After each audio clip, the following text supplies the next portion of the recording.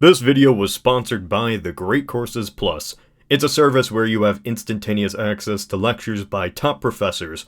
One of these lectures inspired the creation of this video, so stay tuned till the end of the video to find out more.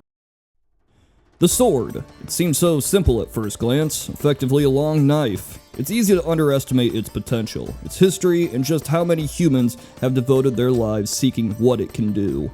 It evolved from daggers of man's Neolithic era, starting out from flint or bone, simply a means to pierce flesh and cut the enemy. No artistry was needed, no lessons, just pick it up and fight. Time went on, mankind unlocked better materials. The advent of the Bronze Age. Daggers became more ornate, creations of copper or bronze, even sometimes gold. These were flimsy tools compared to what would come though. Blades were limited by the strength of the material of which it were constructed. Bronze and copper could not create blades longer than a dagger that could be expected to hold their own in combat. Anything too long would bend or break on impact. But as we know, materials got stronger. Better techniques allowed the first swords to be constructed around 1600 BC. These were short blades by today's standards. Asia and Europe were creating swords of bronze, but the material would become quickly outdated with the Iron Age approaching.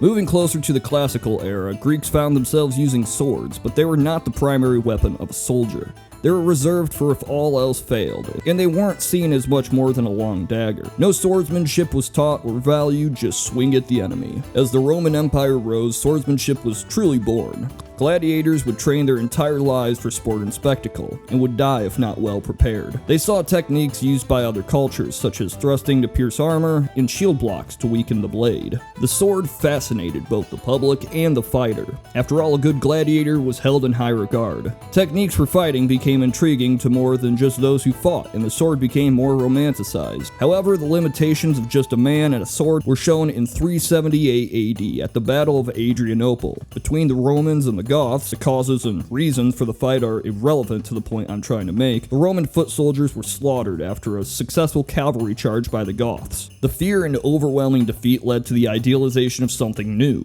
the cavalry. Wealth determined the armor and arming of a soldier. Wealthier fighters would have horses, and those horses would have armor. Less off may have no armor at all on their horse, and no horse at all. Your status outside the battle easily determined your fate within battle. As the Middle Ages approached, tempering and quenching of iron made metal stronger. Swords till this point could still break under ordinary circumstances, and that had begun to disappear.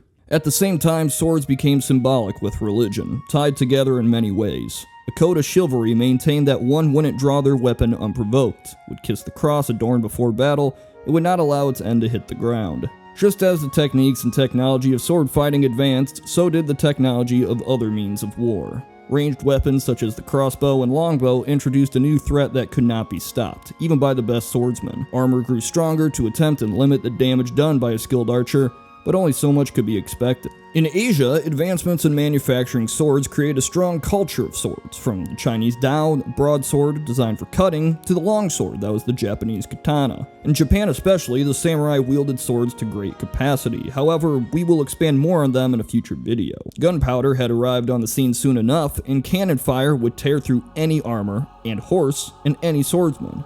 Decades of training and knowledge of the sword was no match for blunt, massive kinetic energy. By the 1500s, firearms were becoming more common in battle. Armor would be shot after manufactured, leaving a dent proving its durability.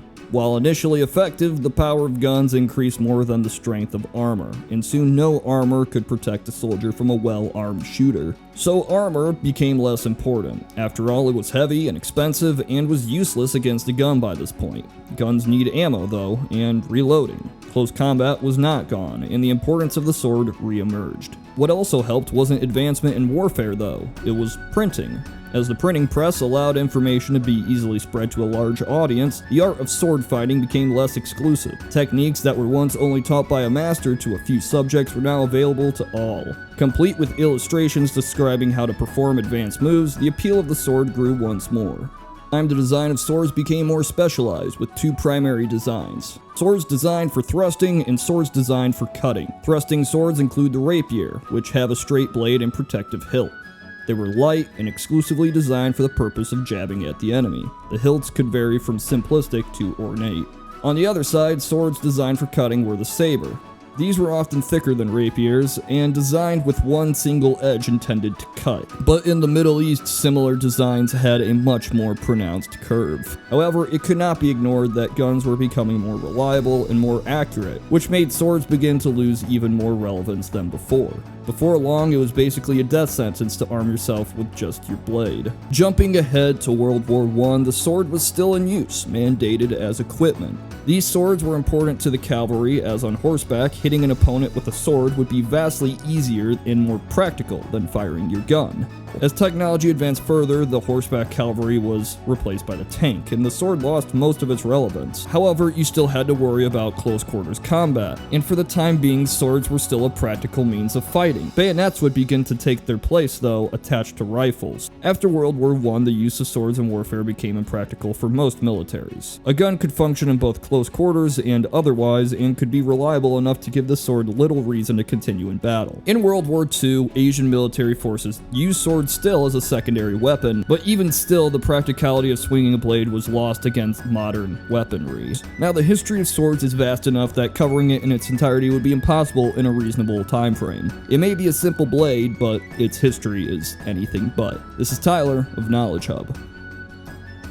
This video was inspired by a lecture which was featured in the video service The Great Courses Plus. History of the Ancient World, Comparative Armies of Rome, China, and the Maya, taught by Gregory S. Aldrete. Here he gives a balanced report on the types of militaries used by various civilizations throughout the world. You can access this and many numerous courses through the Great Courses Plus. It's a subscription on-demand video learning service with over 7,000 video lectures taught by professors in basically every field.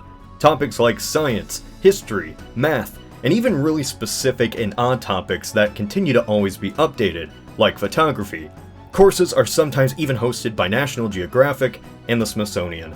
I don't like college mostly because of the grades, so this is pretty much that, remove the pressure of failure. Just watch and listen. So, if you want to learn more about warfare in the past, click on this link to get 1 month of unlimited access to courses and videos absolutely free.